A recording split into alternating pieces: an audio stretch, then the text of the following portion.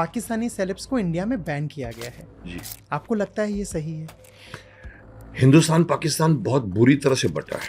मैं तो अपने फादर, दादा, भाइयों, जो मेरे बड़े भाई वहाँ पर रह कर आए हैं, उनसे कहानियाँ सुनता हूँ, रोंगटे खड़े हो जाते हैं। The kind of stories which I hear about this worst partition in the history of Mankind बोलते हैं हमारी हिस्ट्री में। यहाँ से ट्रेनें में कट कट के लाशें जाती थी, वहाँ से कट कट के आती थी। जो लोगों का बिजनेस नहीं था, सड़क पे बैठ के चादर बिछाकर उन्होंने चीज़ें बेची।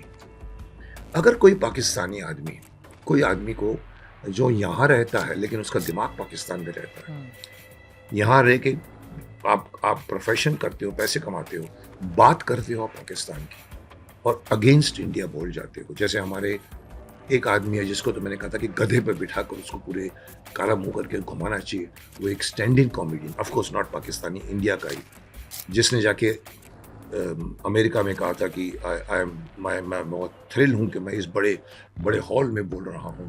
बोलता माई कंट्री इज़ मैं उस इंडिया से आया हूँ जो सुबह देवी की पूजा करता है और रात को पकड़ के मारना चाहिए उस आदमी को। और वो आदमी को बहुत लोगों ने बहिष्कार किया, लेकिन कुछ नहीं साहब। तो ऐसे में अगर किसी ने कहा कि अगर किसी वजह से मुझे भी नहीं मालूम किसको बैन किया है, बट मैंने कभी कुछ कहा भी नहीं था, बट मैं उसको देशभक्ति के हिसाब से जायज़ कहूँगा। आपको अगर अपने देश से प्यार नहीं है तो फिर आप ठीक है। लोग कई बार कहते हैं सर क्या फ़र्क पड़ता है? अरे साहब फर्क पड़ता है साहब।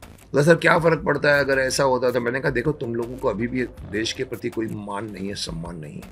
सो answer to your question is, जिस किसी ने बैन किया था उस वक्त मैं उनमें नहीं था, बट मैं उनको फेवर करता। पाकिस्तान का जो रुख रहा है हमारी तरफ, मिलिट्री सरकार रही है हमेशा, चाहे अयूब खान हो, चाहे वो वॉर भी लड़े हैं हम लोगों ने, और कुछ ऐसी हरकतें हुई हैं जहाँ पर वो लोग, उन्होंने ऐसी बातें की हैं।